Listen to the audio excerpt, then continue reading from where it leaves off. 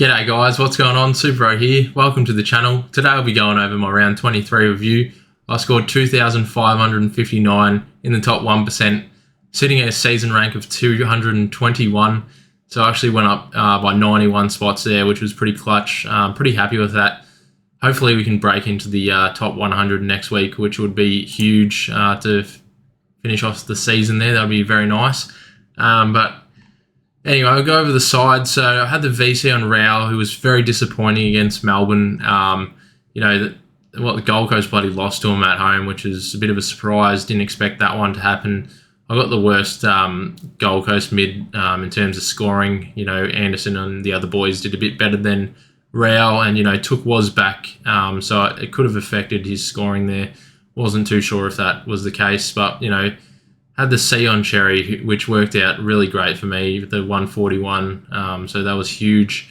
Who did they even play? Oh, they played a no Tim English Western Bulldogs. That makes sense. So going over the side, Whitfield was pretty average, but yeah, bounced back, which was good. He has pretty good history against the Bulldogs here, so might want to be someone to consider. If you don't have him, I'd probably trade him in. If we have a look at DFS, GWS have a pretty nice... wait, is that GWS? GWS there. Western Bulldogs, pretty nice score there for the the kick-in defenders there. So yeah, I think that Whitfield was a pretty safe option. If you got someone like Sheasel, you might want to trade him to Whitfield because we just found out that Sheasel's not going to be playing for the rest of the year, which is a bit unfortunate. It's kind of no surprise though, because he does play for North Melbourne and they're not going to make the finals, obviously. So, it's a bit disappointing though for us super coaches. What happens, next year if you got someone around the end of the year to win a grand final and, Sheasel or someone else like on the bottom of the ladder team, isn't going to be playing. Do you just not even bother with players that are, near the bottom of the ladder at this time of the year? But yeah, we've had Sheasel all year, so it's a bit unfortunate. But yeah, I still think he'll make the All-Australian team pretty easily. McGovern went under 100 there, so that was a bit of a surprise. Doesn't have the greatest history against Geelong in Geelong, so I'll be keen to see how he does go. He could match up on Jeremy Cameron, which might be concerning if you've got him, but if he doesn't, Jeremy Cameron should be kicking a monster score for you guys. And then Luke Ryan with 68, which was pretty poor from him. I think, Jai Clark scored something similar. So yeah, in round 5, Ryan did go 145 there, so could be in the VC talks for this week, or probably a C talk at the end of the round there. And then Dacos was pretty good. I think he got the win for the Pies there against the Lions, which was a bit of an upset. So that was pretty weird to see. Good for us Cats supporters because we're still in the top 4. Houston is going to not play most likely for the rest of the season, which is unfortunate if they make the grand final or something.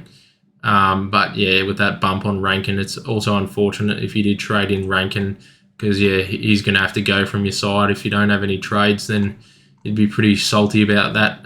But yeah, last week we decided, we would hold on to Sheasel, hoping that he would come back this week, but he's not come back. He's not going to come back, so it's a bit of a stitch up for us. In a perfect world, he would have come back and we would have had another trade to trade out someone like Houston. But at least we've got the cover in Humphries, so we can put Humphries on the field. He got 105, so I was pretty stoked about that. I was always going to just hold on to Sheasel, see how Humphries goes, because I was going to see if he would go 100 or not. If he wasn't going to go 100, I might have traded in Sicily, but yeah, that would have been a stitch up if I had have done that, because Sicily only scored about 53 or something. So yeah, you'd be pretty salty if you traded in Sicily. But yeah, I actually dodged the bullet there and it worked out for me, so that was pretty nice. And then Bont with the 123 against North Melbourne. Was a bit of a surprise. Would have thought he would have gone a bit better after them smashing them. And yeah, Sean Darcy wasn't he great to watch, kick like 7 goals or something, which was a bit of a surprise. And then Butters with a 156. We probably should have saw that coming. Got a pretty good history against Fremantle coming up, so could be a fullback captain option as well. And then Tom Green, I didn't think I would bother putting the VC on him, but he really proved me wrong. Got a 143, played great at the home ground there, so that's good for him. Going to Ballarat, that'll be an interesting matchup there against the Bulldogs. And then Merritt was disappointing, but yeah, what can you do? He's got a 147 in there. Yeah, geez, they've had a few home games the last couple times they've met. So yeah, there'll definitely be one at Marvel next year then, eh? And yeah, Steele was good. I expect him to go pretty well. Doesn't have the greatest history here against Carlton. But yeah, the way the Saints are playing, they're playing like a bloody top 4 team in the comeback win over us. So yeah, credit to those guys. They're playing pretty well. So yeah, might be a bit of a nervous watcher if you're a Carlton supporter. And then Sarong, he's been a bit average. Does have a hard matchup. You could trade him out if you wanted to. But I'll probably hold the faith in him. Because yeah, looking at the past matchups, I think it was who they play. Adelaide, I think Dawson it was. I think he went nuts, but I'm not sure if he was in the midfield the whole time or not. He got 143 against Port, so I think Freo, like one of the Freo boys could go big, and then they versed Melbourne. Who'd Melbourne? Yeah. There's a Viney. I wonder how he went. How'd he go? Against 92. Yeah, I don't know. I feel like, he could be in for a big one against Port. If he doesn't get the tag, it might go to Andy Brayshaw or someone instead, which we're hoping for. Walsh was bloody disappointing. Didn't even get 25 touches. Had him in the multi-A. Stitched me up. Well, you win some, you lose some. Anyway, got a nice matchup here against the Saints. Great history.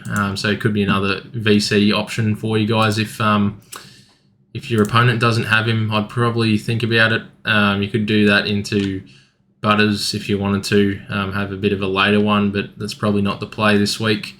And then Real got Richmond this week. So pretty nice matchup, you would imagine. Could be another VC option for you guys if you wanted to do something a bit risky, but I probably wouldn't recommend it. Sherry has got Hawthorn, who normally goes pretty well against. Well, last time he did great. But yeah, Nankervis just versed them and only got 99, so bit of a surprise. I don't know if he's a bit more restrictive at Hawthorn. Is it Meek? Or Nank just had a bad game, but I was a bit surprised about that. And surely Nankervis is going to break his all-time record here against Gold Coast of a 66. Surely he triples that. That'd be very nice. But yeah, I think he could go pretty large against Witts. But Witts seems to be the more restrictive ruckman as well. But who knows? We'll have to wait and see. If we go have a look at DFS. Have a look at the ruck matchup. So, Port Adelaide, I've got an 11. That's pretty good.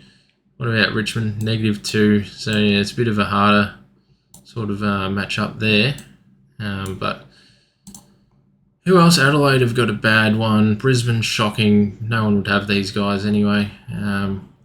Geelong obviously has the easiest one against West Coast. But, yeah, De Koning's not going to be playing. So, unless you're going to trade in like Reece Stanley, which would be ridiculous. I don't encourage that, but that would be a ridiculous call. I doubt he'd go past 100 anyway.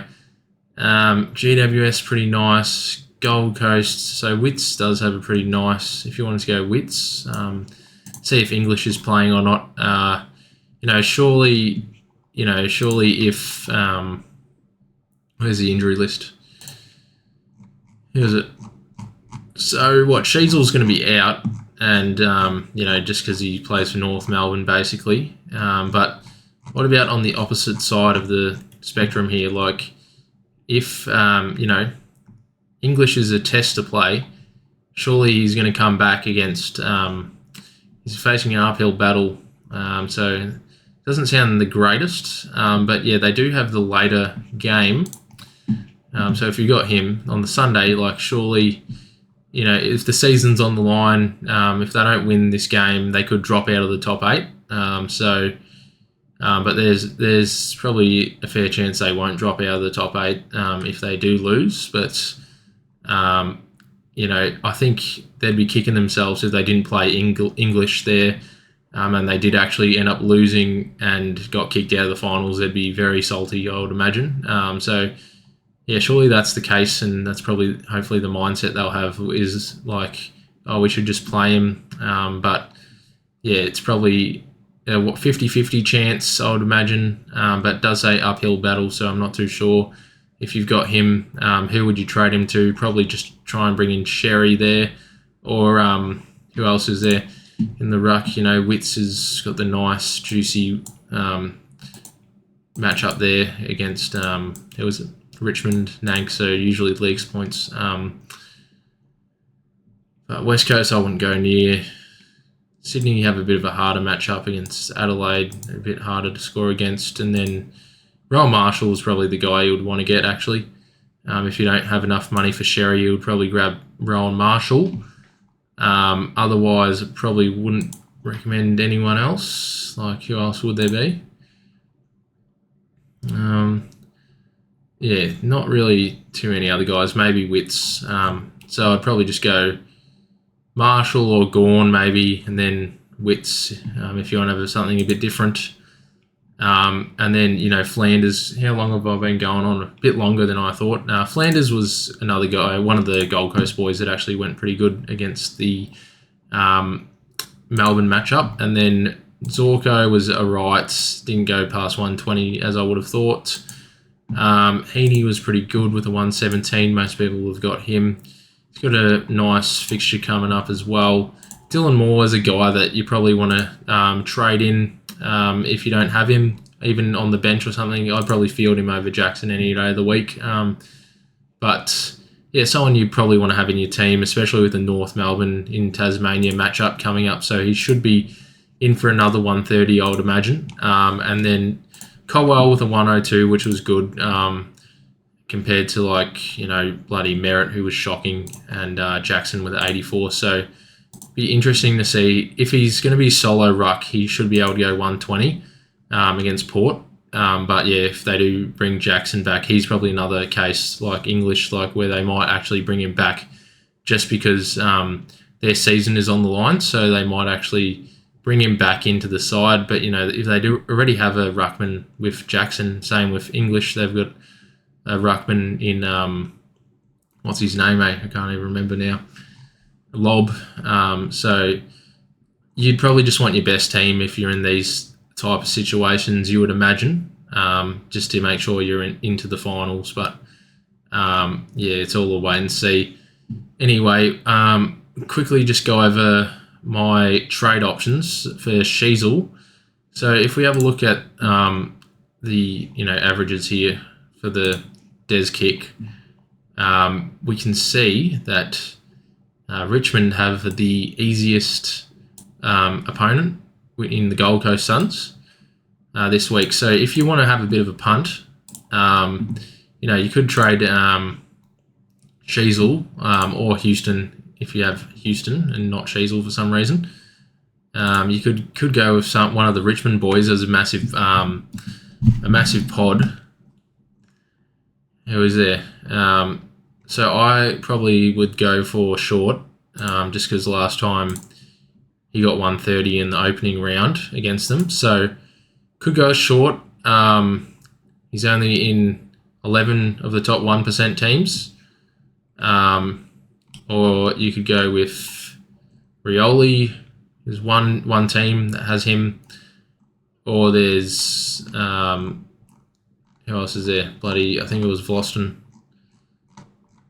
But yeah, he's obviously in 0% of teams. But I probably wouldn't go with Vlosten. It'd probably either be like a Rioli or a short. But I think if I was going to do it, I'd probably lean towards short, just because if we go here, I think he takes more kick-ins basically. But yeah, it is a bit more of a risky play to go up the ranks. Richmond. So yeah, last game he got the most kick-ins over Rioli. Only got like one, so could be a good option there. It is a lot more risky, but at the moment, I also like the look of. Who else is there? Martin's not too bad. I probably just want to trade him back in. He's too highly owned. Sinclair could go pretty big. I'm not feeling it though. I feel like I'd probably prefer to go with like a Tom Stewart against West Coast. He could be a good one. I think he could go massive in a need-to-win game against the Eagles. Could be a big one there from Stewart. Holmes is another guy that you might want to consider, but I'll probably put Stewart ahead of him. And then who else is there? Have I gone past him? I'll just go highest price. So yeah, Fish is another guy with Sheasel being out. Could go big against Hawthorn if they're going to get smashed. But yeah, there's a few good options for cover. My other guy I was looking for was Nick Newman against the Saints, who seem to be like the easiest team to score against if you're a defender. So yeah, he could be in for a big score, like a 140 again. So it's a bit of a hard one. I think, he's, what is it? Is it what, only in 20%, only in 20 teams, is he? Oh, is that the change? He's in 87. I wonder if I was reading that right the whole time. But yeah, I'll probably go with Stewart just because of the home game. At the moment, this is what I'm feeling like. I may change my mind to a risky play later in the round, but I'm not too sure yet. I think Stewart's probably the guy that you'd want to get into the side. But yeah, that's about it in terms of trades. The VC and C, yeah, honestly, you could just VC a Tom Stewart against West Coast. That seems like a pretty obvious one to me there. But yeah, they might sub him out early if they are getting smashed. Just to be right. I mean, if they are smashing West Coast, they might sub out Stewart or like someone else. So that could be a risk, but I think it would be a bit unlikely. They should just play out the rest of the game. They'll probably do it to like Dangerfield or someone. If it is like a belting. So yeah, I think I'll just VC Stewart. I don't mind like Whitfield. I think he could have a pretty big one. If you've got like any of the Brisbane boys, they've got a chance to go pretty big, I think. Just have another look. I think, yeah, pretty favourable fixture. Have a quick look. So yeah, I was kind of thinking about trading out Sarong if I did have the spare trade there. Bit of a hard matchup. Could get the tag. It's -8, but yeah, we can't always just rely on this. With Dawson, I think played them last week and he got 143. So Sarong could do that, especially if they get up. But yeah, I think who has got the easiest? Richmond's pretty easy. Geelong, yeah, so it's quite an easy one there with... I keep getting mixed up. Yeah, Geelong. So, yeah, I think that's why I'll probably VC Stewart. Hopefully he plays a bit more in the midfield, though. I think he's been playing a fair bit in there anyway. Brisbane's got a pretty nice one as well. So, if you've got, like, Dunkley or Neil, could be a good option as a unique option there. And then, yeah, I don't know. So yeah, who am I going to see? Probably into Sherry. Not the greatest timing though in terms of the games. Could just go into Butters there for a safe option there. If he doesn't go monstrous, Butters should be a good fallback option. Doubt he'll get tagged. Yeah, who else is there really to put the C on? I mean, Dylan Moore, but yeah, that's, again, same sort of schedule, so probably wouldn't go there. But yeah, I think this is how I'll probably go into it. Filippo probably will be back as well, so I might be able to loop him with Jackson. But yeah, we'll just have to wait and see the situation when the team sheets come out. Have a quick look at the game days. So got the win over these two. Fame it up, Dodgy and Punt Road legend David there. So advance into the grand final. So in the Professionals League. So hopefully we can get the job done. He'll be versing Harry Sheasel. Bloody hell, can't speak tonight. So yeah, we'll verse him again. So should be able to get the W, hopefully. That'd be nice. And then we've got, in the Cash League, Nigel's actually come from 6th place all the way to the grand final. So that's a pretty good run from him in the Last Dance team. So be a pretty interesting matchup, pretty even projection there. So yeah, keen to see how that one plays out. And we have actually gone up to rank 177, which is pretty decent for our league there. Not too bad. But yeah, that's basically the video for today, guys. Let me know about those crazy options for Richmond. I wonder how they go. Maybe I might change my mind last minute and grab in someone like Short or someone like that. But yeah, it makes more sense for me just to grab Stewart and go with the pack when I'm at this rank, in case like Short does go a bit worse. But you know, probably be kicking myself if he outscores Stewart. But I think Stewart's probably the safe play there. And yeah, we'll wait and see the news on Houston. He'll probably be out for a long time, which is a bit unfortunate. But you know, we should be able to use him. Oh, we've got a few players that aren't playing, so it should be pretty sweet. He'll be a good guy to swing on to the field to put the captain on anyway.